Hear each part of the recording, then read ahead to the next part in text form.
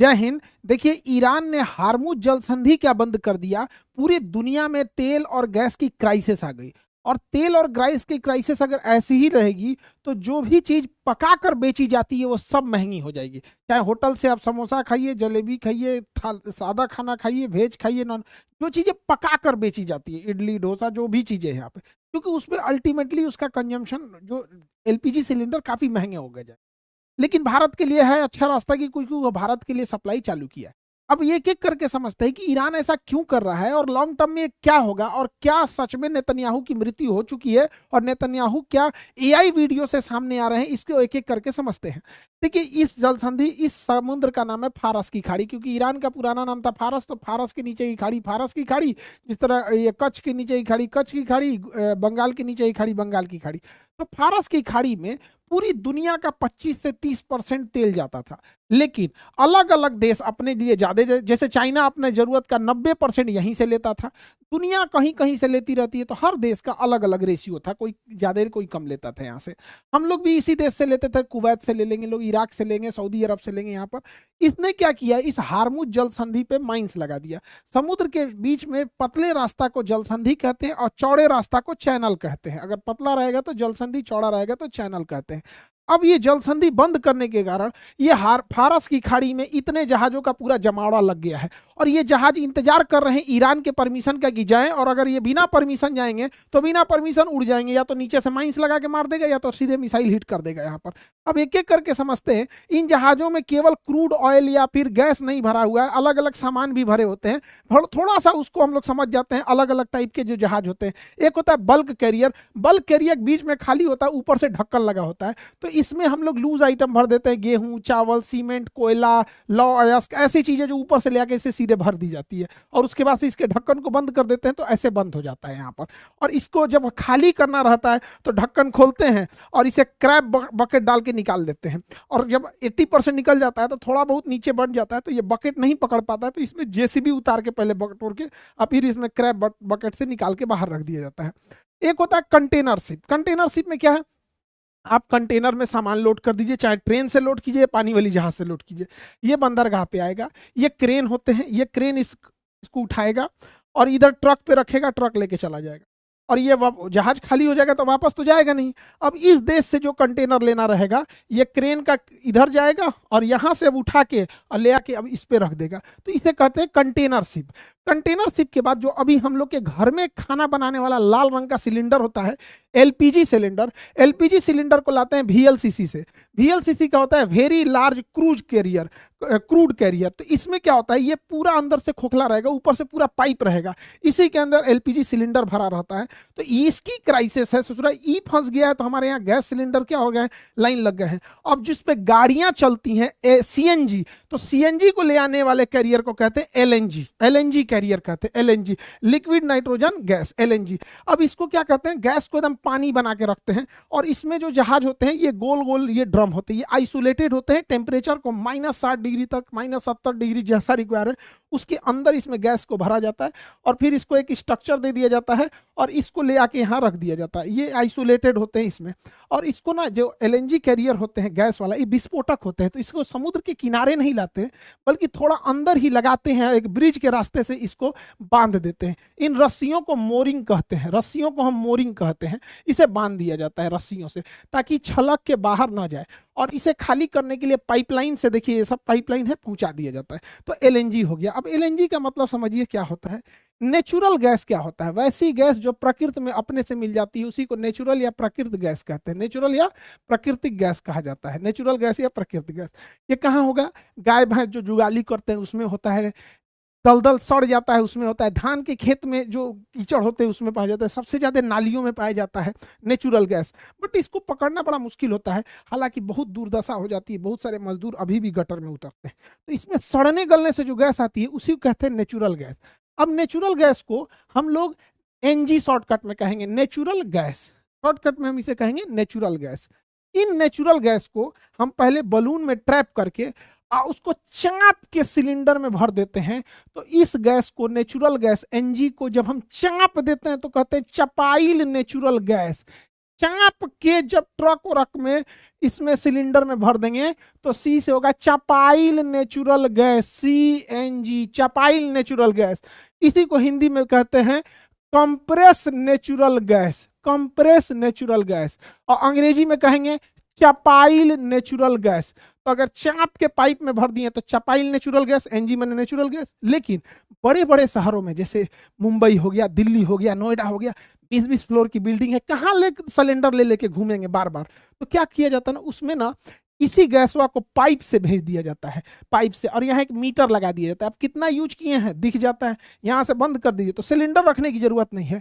तो जब इस नेचुरल गैस को पाइप से भेजते हैं, इस नेचुरल गैस को पाइप से भेजते हैं तो उसे कहते हैं पीएनजी, पीएनजी बोलते हैं। घरों में आया तो पीएनजी, गाड़ी में गया तो सीएनजी। लेकिन एक देश से दूसरे देश में जब भेजते हैं तो ना पाइप जाएगा ना ही छोटका सिलेंडर जाएगा, तो बड़का जहाज से जाएगा, तो उसको ठंडा करके लिक्विड बना देते हैं, तो लिक्विड नेचुरल गैस एलएनजी। तो ट्रांसपोर्टेशन के लिए एलएनजी, घर के लिए पीएनजी, गाड़ियों के लिए सीएनजी, और नहीं तो सब में क्या है, सब तो है नेचुरल गैस। नेचुरल गैस को ही कहते हैं गोबर गैस कहिए या कचड़े से निकलने वाले गैस को, इसी को कहते हैं नेचुरल गैस। देखिए न्यूज में जो हम सुनते हैं लोग कि बैरल बैरल इतना बैरल, अरे बैरल मतलब ड्राम होता है, ड्राम। इसमें 159 लीटर आता है, तो एगो ड्राम में 159 लीटर आता है, तो एक बैरल मने 159 लीटर। तो ये हो गया ड्राम मने बैरल। एक होता है ऑयल बैरियर। बैरियर क्या होता है, ये एक रबड़ का बहुत मोटा और भारी सा एक पदार्थ होता है जो डूबता नहीं है बल्कि ऊपर रहता है। इसका यूज इसलिए कहते हैं कि अगर कहीं तेल का रिसाव हो गया है, देखिए यहाँ तेल का रिसाव हो गया है, तो इस बैरियर को एक छोटी सी जहाज से ले आके और उसके ऊपर चारों ओर बन देंगे, तो इसके बाहर ये तेल नहीं जाएगा, फिर इसे खींच लिया जाएगा, पूरा समुद्र नहीं जाएगा, तो इसे ऑयल बैरियर कहते हैं। और इसे VLCC से ले जाया जाता है दूसरी जगह। हर जिले में क्या किया जाता है, ऐसे ऑयल डिपो बना दिए जाते हैं। तो आप देखेंगे आपके जिला में भी एक डिपो होगा जहां से इसको हम लोग दूसरे ट्रकों में भर के फिर हम लोग पेट्रोल पंप तक पहुंचाते हैं। तो ये तो पूरा चेन सिस्टम हो गया है। अब क्योंकि हार्मुज जल संधि बंद हो गया है तो VLCC या LNG जहाज आ ही नहीं पा रहे हैं, तो डिपो हो गए हैं खाली, इसलिए पेट्रोल, डीजल, LPG, CNG सबकी क्राइसिस देखने को मिल रही है। अब समझते हैं यहां पर एक्चुअल क्या हो रहा है। देखिए ईरान कितना शातिर से काम कर रहा है। पहले हम समझते हैं मिडिल ईस्ट क्या होता है। तो इन देशों को हम मिडिल ईस्ट कहते हैं। इसमें 17 देश आते हैं, तुर्की, साइप्रस, सीरिया, लेबनान, इजराइल, फिलिस्तीन, जॉर्डन, मिस्र, सऊदी अरब, Yemen, Oman, UAE, Qatar, Bahrain, Kuwait, Iraq, Iran. 17 को हो गया, गिन लीजिएगा, मैप के क्लास में पढ़ा दिए हैं। अब ये तो हो गए सब मिडिल ईस्ट के देश। लेकिन लड़ाई मिडिल ईस्ट में नहीं चल के लड़ाई चल रही है खाड़ी देशों में। तो फारस की खाड़ी से सटने वाले 8 देशों को हम खाड़ी देश कहते हैं। ओमान, UAE, कतर, बहरीन, सऊदी अरब, कुवैत, इराक, ईरान, गिनते रहिएगा आप लोग। तो इन देशों को तो लड़ाई यहीं चल रही है। तो ईरान ने क्या किया है, अपनी छोटी पनडुब्बी तथा माइंस को इसके बीच में बिछा दिया है ताकि कोई भी जहाज इसको पार ना कर पाए। और यहीं पे सारा तेल है, चाहे वो कुवैत में हो, चाहे वो इराक में हो, ईरान में हो। और इतना शातिर वाला काम किया है ईरान, उसने इस एरिया में माइंस पूरा बिछा दिया है।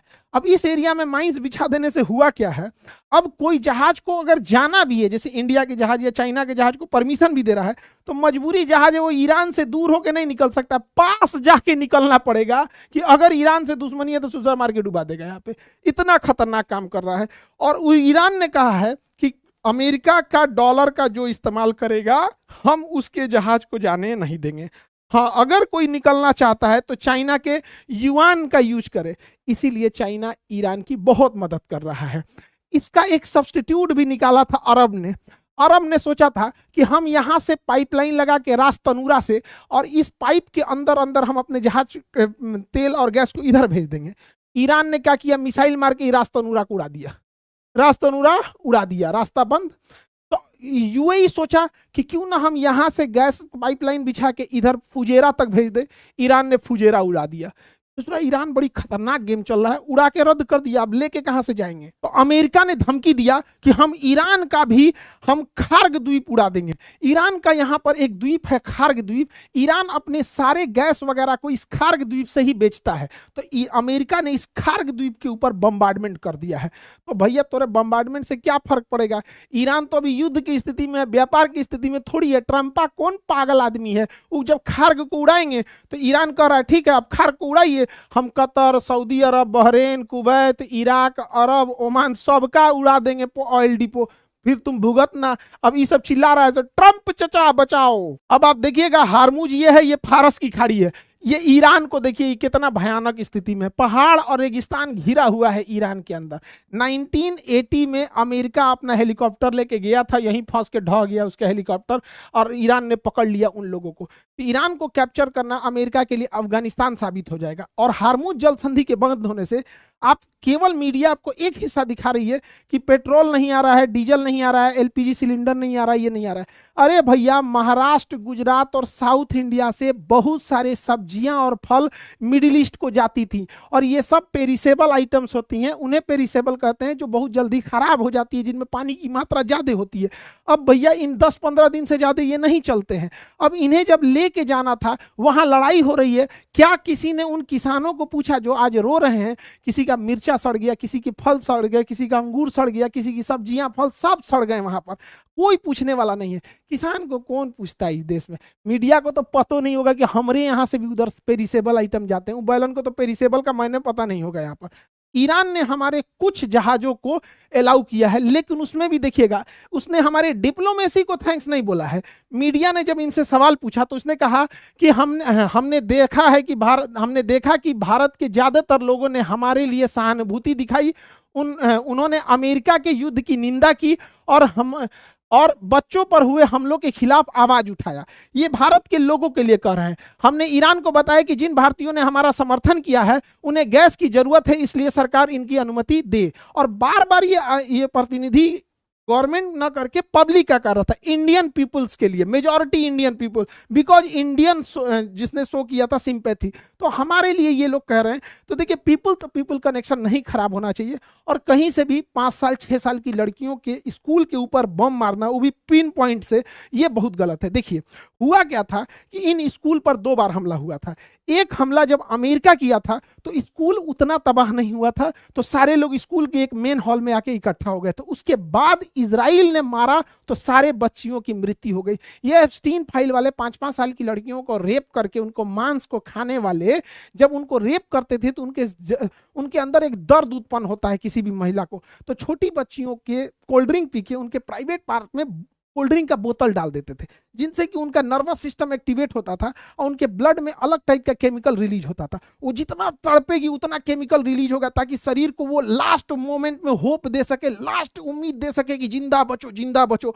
और एकदम तड़पती थी सब, तो वही ब्लड निकाल के उसमें से उस केमिकल को निकाल के ये सब अमेरिका वाले पीते थे सब, ससुरा सब। इनको क्या पता कि कोई छोटी बच्ची को मारो चाहे क्या करो, जलियांवाला बाग में हम लोग को ही मारे सब। लेकिन अमेरिका देखिए हम लोग का दोस्त ना बन के बॉस बनने की कोशिश करता है। बड़ी शर्म की बात है हमारे लिए, जरा सोच के देखिएगा। एक तापी गैस पाइपलाइन है, ये देश का नाम है शॉर्टकट में, तुर्कमेनिस्तान, अफगानिस्तान, पाकिस्तान और इंडिया। तुर्कमेनिस्तान से गैस पाइपलाइन चलती है, वो पाकिस्तान, अफगानिस्तान जाती है, फिर पाकिस्तान आती है, फिर पंजाब के फाजिल्का तक आती है। यही वो गैस पाइपलाइन है। तो इसलिए Turkmenistan, Afghanistan, Pakistan, India, Turkmenistan, Afghanistan, Pakistan, India, इसलिए इसे हम तापी कहते हैं। इससे गैस पाइपलाइन आता है।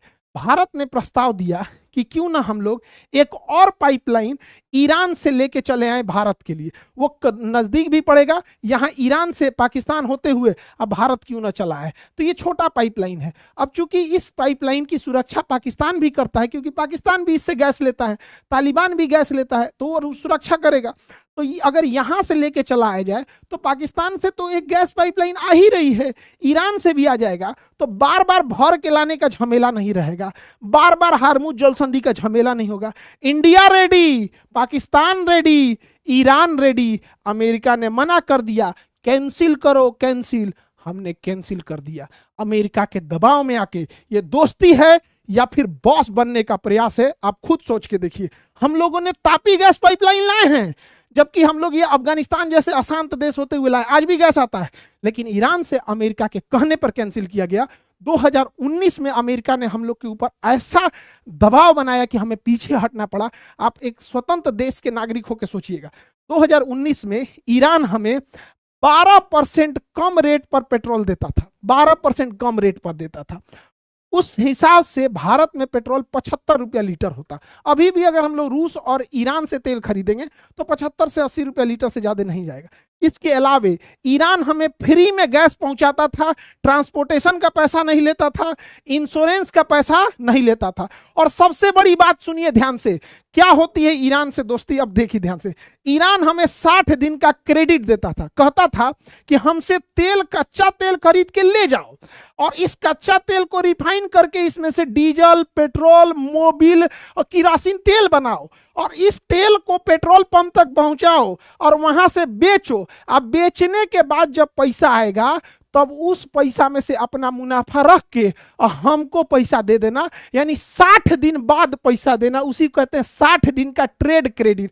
यानी ईरान से तेल खरीदने के टाइम हमें पैसे नहीं देने होते थे, उसी का तेल ले आके छान के बेच के उसमें जो पैसा आता था वो ईरान को देते थे। और ईरान ये पैसा कहता था कि हमको नहीं चाहिए, हम भारत से सामान खरीद लेंगे, यानी वो करे तेल पैसों नहीं लगता था।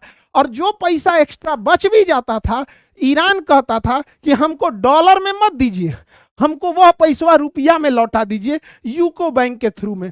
तो इससे भारत को फायदा होता था। देखिए, नोट छाप के गरीबी आप तभी दूर कर सकते हैं जब आपका नोट आपके देश के बाहर भी एक्सेप्ट किया जाए। अगर आपका नोट आपके देश के बाहर एक्सेप्ट नहीं हो रहा है तो आप नोट छाप के गरीबी नहीं दूर करेंगे बल्कि महंगाई बढ़ जाएगी। अमेरिका नोट छाप के अपनी गरीबी कुछ हद तक दूर कर सकता है, कर्जा चुका सकता है, क्योंकि अमेरिका का डॉलर पूरी दुनिया में यूज होता है, लेकिन हमारा रुपया पूरी दुनिया में यूज होने ही नहीं देता है, इसलिए हम नोट नहीं छाप सकते हैं। तो इसीलिए अमेरिका कहता है कि जब तक डॉलर रहेगा अमेरिका कभी गरीब नहीं होगा। हम लोगों को इतना मदद किया था ईरान, लेकिन अमेरिका के कहने पर हमने ईरान से ये सारा ऑफर ठुकरा दिए।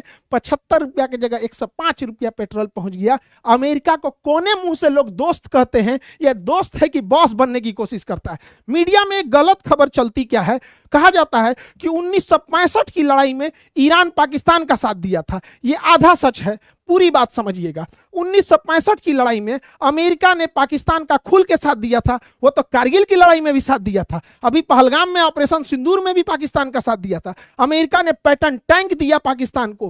वीर अब्दुल हमीद भारत के जाबाज सिपाही अमेरिका के पैटर्न टैंक को मार गिराए, पाकिस्तान की ध्वज पूरी बेइज्जती हो गई।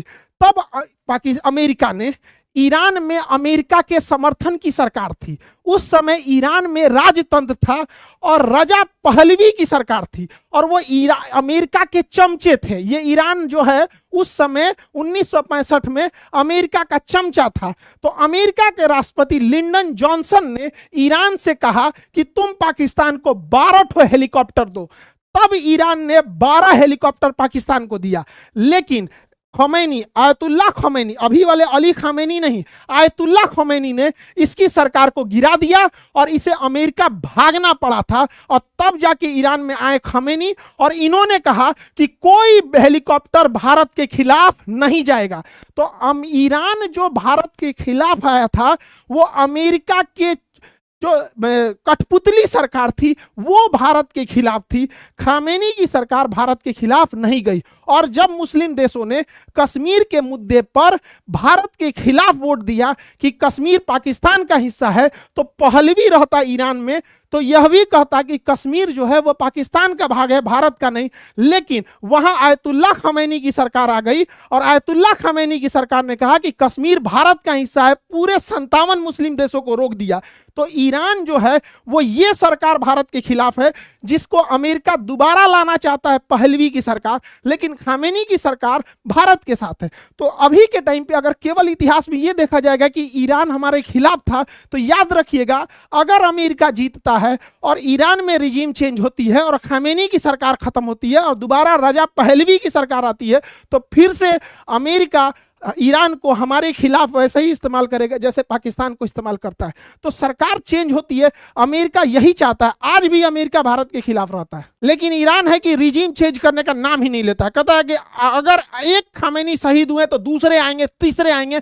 इन्होंने इतने डिवीजन में बांट रखा है कि जो जहां मन कर रहा है वहां मार रहा है। अमेरिका का बहुत एडवांस रिफ्यूलर जहाज था, उड़ते उड़ते हवा से हवा में जहाज में फ्यूल भरता था, KC 130। ये सऊदी अरब में था। 2 गो तो आपस में लड़ के खत्म हो गए सब, और सऊदी अरब के बेस पे 5 गो रखल था, ईरान पे बम मार दिया, 7 गो तबाह हो गए। 2 गो अपने गया, 5 गो पे बम मार दिया। ईरान बहुत तगड़ा हमला कर रहा है।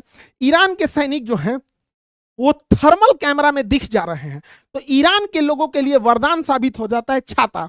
अगर आपको रडार या थर्मल कैमरा अगर देख रहा है अपर्चर रडार से, तो आप छाता लगा दीजिएगा तो नहीं दिखेगा। तो ईरान पहले जो मिसाइल लॉन्चर्स निकाला था तो वो दिख जाते थे उनके थर्मल कैमरा में, और उसमें वो मिसाइल से हमला कर देता था। अभी ईरान क्या किया है, उसके ऊपर रॉड बांध दिया है और छाता का कपड़ा बांध दिया है। ले, अब वो दिख ही नहीं रहा है, इसलिए दनादन मिसाइल मार रहा है, एकदम दनादन मिसाइल मार रहा है, एक छाता से मार रहा है। ये तो जुगाड़ वाला हिस्सा हो गया। उधर लेबनान में देखेंगे तो इधर से लेबनान क्या कर रहा है, इजराइल का जो सैटेलाइट स्टेशन था जहां से वो सिग्नल रिसीव करता था उसको मार के उड़ा दिया। ये चारों ओर डिस्टर्ब रखा जा रहा है।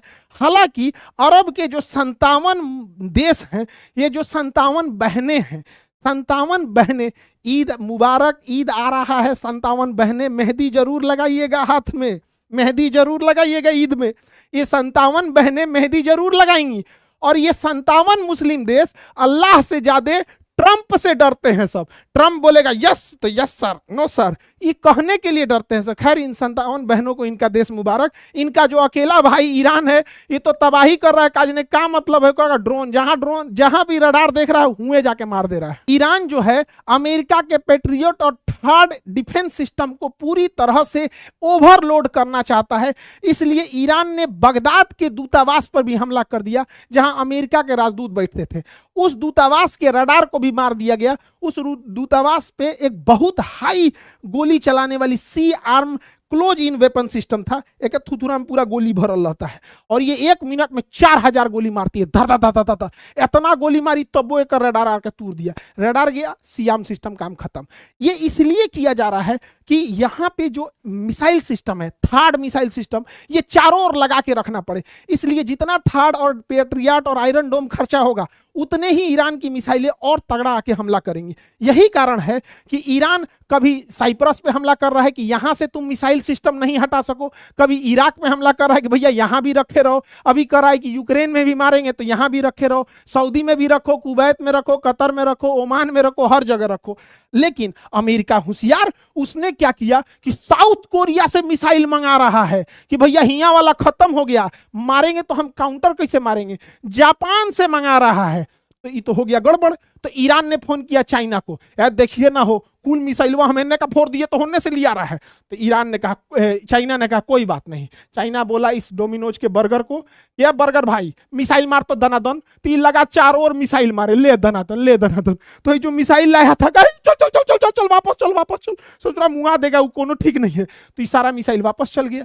इसके अलावा चाइना क्या किया, ताइवान को चारों ओर से घेर लिया, कहा कि तोरे लेके चल जाएंगे। तो अमेरिका कहा कि ना ना ना तुम मरो लोग, अरब वाले मरो लोग, हम इसी को बचाते हैं। तो जियो पॉलिटिक्स ये होता है। और इसमें सबसे अच्छा से मजा ले रहा है पुतिन चाचा।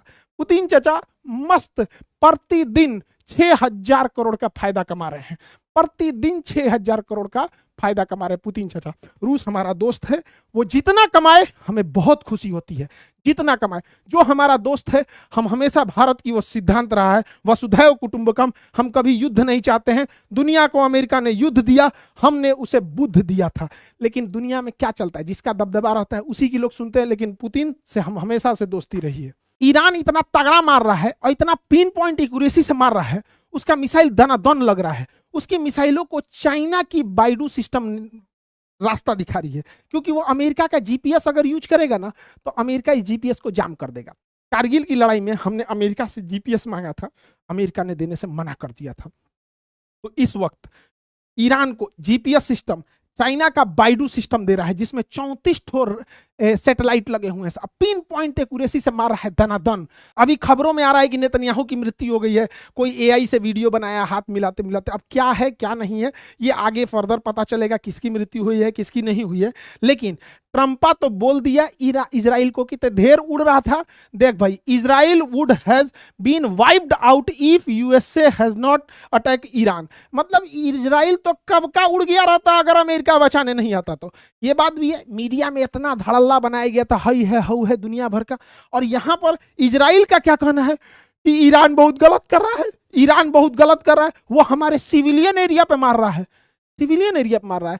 भाई तुम उसके टॉप लीडर को घर में मार दिए, उनकी बेटी को मार दिए, बेटा को मार दिए, पत्नी को मार दिए, पूरे खानदान उड़ा दिए, स्कूल में 5 साल 6 साल की लड़कियों को मार गिरा दिए। अभी तुमको मारा तो तुमको सिविलियन को मार रहे। ए भैया, जब कहा जाता है जिसके खुद के मकान शीशे के हो उसे दूसरे के घर पे पत्थर नहीं फेंकना चाहिए।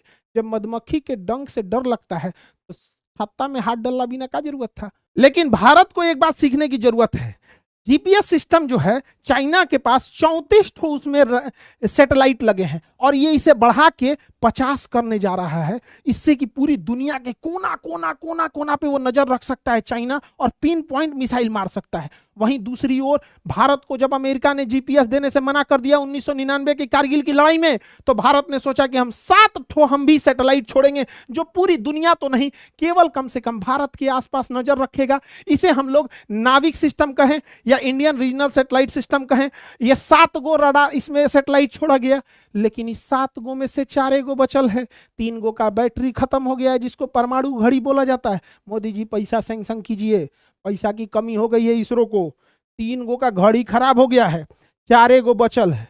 हम लोग खाली इंडिया के निगरानी के लिए, इंडिया उसके आसपास के बॉर्डर की निगरानी के लिए 7 गो छोड़े थे, 4 गो बचल है। और उधर चाइना को देखिए, इस 34 गो में से 50 गो गया पूरी दुनिया में। वो जा रहा है विश्व गुरु की ओर तेजी से। आप भी पैसा दीजिए, बजट दीजिए इसरो को। इसरो का वैज्ञानिक बहुत अच्छा काम करता है सब। उधर ट्विटर पे ट्रंपा पगला गया है। ट्रंप कह रहा है Iran is nation of great power, great power. तो नहीं तो नहीं, 3 दिन के पिटैला में ग्रेट पावर बोलने लगा और कह रहा है कि south Korea, Japan, China help us now, हमारी मदद करो। तो नहीं, मदद करो। 1 हफ्ता पहले ही क्या बोल रही थी छछुनरी कह रही थी ट्रंप और हमारे वित्त मंत्री ने भारत को रूस से तेल खरीदने की इजाजत इसलिए दी है क्योंकि वो अच्छे एक्टर हैं। हम लोग को बोले एक्टर रहे हैं, हम जैसे कहते हैं वैसे ही करते हैं। यानी हम इंडिया वाले को जैसे अमेरिका कहता है वैसे करते हैं। ईरान से तेल मत खरीदो, नहीं खरीदेंगे। रूस से तेल मत खरीदो, तो नहीं खरीदेंगे। गलत बोला। हाई देखो, हाई पहला क्या बोलता है इस सफेद खरगोश। ईरानियन स्कूल गर्ल्स, जो ईरान की स्कूल पे हमला हुआ है 5 साल 6 साल की छोड़ी, Iranian school girls are better death than in a बुरका। मतलब मर जाना ही उनके लिए ठीक है, बुरका पहनने से अच्छा। मतलब कि बुरका पहनने से अच्छा उनको कब्र में है, ये बोल रहा है। ये भाई, तुमको बुरका से दिक्कत है तो चर्च की जो नन रहती हैं लोग, ये ड्रेस को क्या कहोगे? हालांकि नन लोग आपको हमेशा से नम्र निवेदन, बहुत अच्छा काम आप लोग करती हैं, समाज की सेवा करती हैं, लेकिन आप लोग के ड्रेस पे ये चोट्टा उंगली उठा रहा है। देखो, ये होता क्या है ना, दुश्मनी के आड़ में लोग पागल हो जाते हैं, ये होते हैं। और ड्रेस से ज्यादा दिक्कत है तो हमारे ईसा मसीह की माता मेरी, उनका ड्रेस, ये क्या मतलब बनता है बदतमीजी का? ये उल्टा सीधा बोल रहा है। इन लोगों ने कितना सेवा किया, मतलब आज भी देखिए क्रिश्चियन हॉस्पिटल्स वगैरह में। लेकिन इस तरह की बदतमीजी वाली भाषा, किसी छोटी बच्चियों की मृत्यु पर मरने वाले एब्स्टीनियन को क्या पता। ये लोग ईरान में उंगली उठाते हैं कि ईरान में बुर्का है, लेकिन अरब में काहे नहीं उंगली उठाते हो कि तुमको तेल मिल रहा है। हम अमेरिका वालों को एक झलक बस दिखलाते हैं कि ये है इलॉन मस्क, इसका स्टार लिंक है, तो स्पेस एक्स है, एक तसला है, एक गाड़ी तसला, इंडिया में तसला नहीं चला। सुनिए इसके बाप की कहानी। एक बाप का नाम है इरोल मस्क, इलॉन मस्क इसका नाम है। एक बाबूजी का नाम है इरोल मस्क। इसका बाबूजी इलॉन मस्क का पिता इरोल मस्क ई महिला से बियाह किया। ई महिला पहले से शादीशुदा थी, डिवोर्स हो गया था। इसका पहले से एगो बेटी थी और ये बेटी बेचारी बहुत छोटी थी, बहुत छोटी थी तो गोद में थी और इससे बियाह हो गया। ये चोट्टा का किया, इस बेटी के बड़े होने का इंतजार किया। जब ये बेटी बड़ी हो गई 5 साल से, तो इसकी तो बेटी लगेगी ना। जब एकरा से शादी किया तो इसकी बेटी तो बेटी लगेगी। जब बड़ी हो गई तो एकरा से बियाह कर लिया। एक का नाम है जाना, अभी एक लड़का भइल है। तो ससुर अपने बाप के माई का रिश्ता क्या कहलाता है बुझाइए नहीं रहा, इसको क्या कहा जाएगा? ये भाई तुम ही बताओ, तुम्हारे बाबूजी क्या कांड किए हैं, ये क्या कहलाएगा रिश्ता? एक तुम्हारा भाई पैदा हुआ है, भाई, ये भाई तुम्हारा भाई पैदा हुआ है तुम्हारे बहनिए से, सूरत नहीं क्या रिश्ता होगा, हमें पता नहीं चल रहा है। खैर ये तो अमेरिका वाले समझे एब्स्टीनियन लोग, खैर इलोन मस्क की कोतनी पत्नी है, सब ये सब आप देख लीजिएगा, ये सब का इसका फैमिली। हम लोग कहते हैं हम दो हमारे दो, यही कहता हम दो हमारे होने दो। यहाँ पर ये पूरा खानदान है इलोन मस्क का। इलोन मस्क समझे भैया अपना जो भी है। अभी हाल में अमेरिका का कि यूएस काउंटर टेररिज्म जो चीफ थे, जो आतंकवाद के खिलाफ लड़ते थे, बहुत बड़ा पद है, उन्होंने रिजाइन दे दिया ये कहकर कि ईरान की कोई गलती नहीं थी, अमेरिका ये युद्ध इजराइल के इन्फ्लुएंस में आके दिया है। ये बोल दिया है ना कि इजराइल के इन्फ्लुएंस में आके दिया, और ये हकीकत है। इजराइल का बहुत इन्फ्लुएंस है अमेरिका के ऊपर। इजराइल की बहुत बड़ी बड़ी कंपनियां हैं, चाहे वो गूगल हो गया, डेल हो गया, ब्लैक रॉक हो गया, लेविस हो गया, हयात हो गया, ब्लूमबर्ग हो गया, मेटा, फेसबुक, ये ओरेकल, जितनी बड़ी बड़ी कंपनियां देखते हैं सब ज्यूस की है। ज्यूस कम्युनिटी बहुत स्ट्रांग है। लेकिन इस बार क्या हुआ है, इजराइल का जो शेल्टर होम था, इसके अंदर घुस जाते थे लोग, ये मेट्रो की तरह था, अंदर रहता था, इस शेल्टर हाउस के अंदर भी हमला हो गया। और क्लस्टर बम से हमले हो रहे हैं जो युद्ध के बाद भी फटते रहते हैं सब। और ये हुआ है, इजराइल में भयंकर प्रोटेस्ट हो रहा है, और कहा जा रहा है rule of law not rule of Netanyahu, यानी इजराइल में कानून यानी संविधान का नियम होना चाहिए, नेतन्याहू का नहीं। और नेतन्याहू पिछले 4 साल से सरकार में खत्म हो गया था। 2022 में इसके जगह नेफ्ताली बेनेट आने वाले थे। इजराइल नेतन्याहू की सरकार अल्पमत में है गठबंधन से, गठबंधन टूट जाएगा अगर युद्ध खत्म हुआ तो। नेतन्याहू अपनी सरकार बचाने के लिए लगातार पिछले 4 साल से युद्ध झोंकते जा रहा है, झोंकते जा रहा है, झोंकते जा रहा है। वो इस इंतजार में है कि मारो के खत्म कर देंगे, फिर हीरो बन के आएंगे कि हमको इलेक्शन में जिताओ। और उधर नेफ्ताली बेनेट है, वो उसकी सरकार बन सकती है। तो यहां भी भयंकर प्रोटेस्ट चल रहा है। लेकिन भारत के पास अभी सबसे बढ़िया मौका है। अमेरिका बिजी है ईरान में, सऊदी अरब बिजी है, सऊदी अरब के पास अपने पिटाइल है, और यही मौका है। पाकिस्तान अफगानिस्तान में भयंकर लड़ाई हो रहा है, पाकिस्तान बिजी है। यहाँ बलूचिस्तान वाले पाकिस्तान को मार रहे हैं, पाकिस्तान को बचाने अब ओमान नहीं आएगा, खुद पिटा रहा है। यूएई नहीं आएगा, खुद पिटा रहा है। अरब नहीं आएगा, खुद पिटा रहा है। अमेरिका खुद फसल है, मिसाइलों की कमी है। यही वो मौका है जब पाकिस्तान अलग थलग पड़ा हुआ है। चाइना भी नहीं आएगा, क्योंकि चाइना अभी इधर अपने ऑयल क्राइसिस में चल रहा है। चाइना आएगा तो उसका ऑयल हम लोग भी रोक देंगे हारमुज के बाद। यही वो मौका है। Modi ji please please 56 inch का आपका सीना है, हमला कीजिए, यही सही समय है, पीओके वापस लाइए। और इससे बढ़िया मौका अभी कहीं नहीं आएगा। मौका पे चौका लगा दिया जाए। अभी पाकिस्तान पूरा बिजी है, ओके पास पेट्रोल वोट्रोल सब बंद है। यही समय मार के दंदना के 2-4 को परमाणु बम मार दिया जाए। यहाँ पर हम लोग क्या करेंगे? लोग यहाँ हम लोग से कोई मदद भी नहीं मांगे, तब कोई कहबो नहीं करेगा किधर से हैं आप, इजराइल से हैं कि अमेरिका से हैं कि ईरान से। भाई हम अपनी ओर से, हम अपने बवाल लद ले। प्लीज मोदी जी बोलिए, हम भी आते हैं युद्ध करने के लिए। लेकिन हम क्या बोलेंगे भैया हमारे देश में? हाँ, हमारे पेट्रोलियम मंत्री हैं।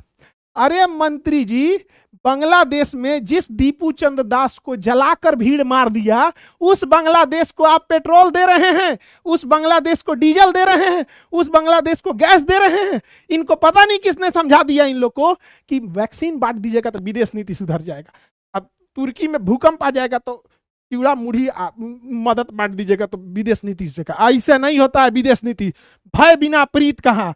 आप अपने शास्त्रों से उठा के देखिए, हर भगवान के पास असीम कृपा और करुणा भरे रहते थे। हर एक भगवान हमेशा आशीर्वाद की मुद्रा में रहते थे और इतनी प्रेम से बोलते थे। लेकिन हर भगवान के पास अपना हथियार होता था, चाहे सुदर्शन चक्र हो या फिर गदा हो या फिर राम जी का अपना धनुष बाण हो, हमेशा करुणा से बात करते थे। लेकिन अगर सामने वाला बदतमीजी पे उतरे तो बदतमीजी पे उतरना पड़ेगा। यहाँ पर तो भारत को भी समझना पड़ेगा, हमें शास्त्र सजा के देने के लिए, पढ़ने के लिए नहीं है। अब वक्त आ गया है हमको अपने शास्त्रों के लिए, अब उसको आगे जाके जमीन पर उतारना पड़ेगा। यदि अपनी संस्कृति बचानी है तो अपने शास्त्र को उठाया जाए, और अगर देश बचाना है तो शस्त्र उठाए जाए। यही वो समय है। अगर अब नहीं हुआ तो कभी नहीं होगा। मारिए मोदी जी, पूरा देश आपके साथ है और पूरा देश साथ खड़ा रहता है हमेशा। याद कीजिए जब पहलगाम हुआ था, पूरा देश एक साथ खड़ा हुआ था। भले हमारी देश की विश्व न्याय कहे कि कौन साथ दिया था कौन नहीं साथ दिया था, लेकिन पूरा देश देखा था कि भारत का हर जाति, हर धर्म, लड़का लड़की, महिला पुरुष,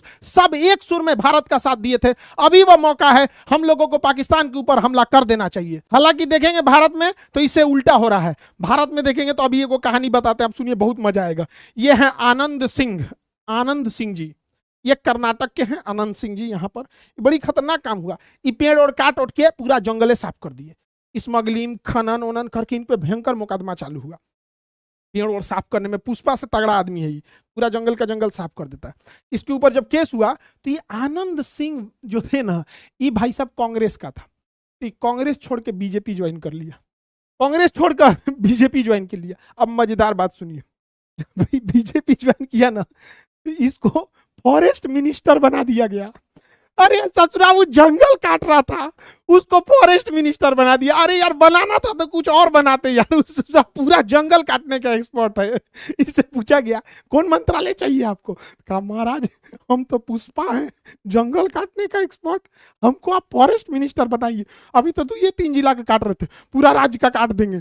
अच्छा पॉलिटिक्स होता है, सोच रहा तो नहीं। अरे भैया लेना है तो इसमें से अच्छा अच्छा आदमी को लीजिए ना, हाई सब लोग को ले रहे हैं जिसमें ऑलरेडी करप्शन का चार्ज है। अभी भारत में देखिए अमेरिका की खतरनाक चाल, अभी मणिपुर और मिजोरम के पास से 6 यूक्रेनियन और 1 अमेरिकी पकड़ा गया है, जो यहां पर कुकी और मैतई का जो विवाद चल रहा है, इन लोगों को ड्रोन टेक्नोलॉजी दे रहा है कि इंडियन आर्मी पे मार करो और यहां से एक अनस्टेबल इसे बनाया जाए। यही वो अमेरिका है, और जो यहां आए हैं अमेरिका के लोग वही है जो गद्दाफी की सरकार गिराया, वही है जो बशर अल असद की सीरिया में सरकार गिराया, वही है जो इराक में सद्दाम हुसैन की सरकार गिराया। अब उसी व्यक्ति को अमेरिका ने भेजा है और 6 यूक्रेनियन जो ड्रोन ऑपरेटर हैं उनके साथ कि तुम मणिपुर के रास्ते जाके और यहां मणिपुर और मिजोरम को अशांत करो। अमेरिका हमारा दोस्त है, अरे थूकते हैं ससुरा ऐसा दोस्ती के ऊपर हम लोग। और भारत की बिकी हुई मीडिया, अरे मीडिया वालों, अरे अभी 10 दिन अगर एलपीजी सिलेंडर और हार्मुज जल संधि बंद हुआ ना तो ये मीडिया के लोग आपको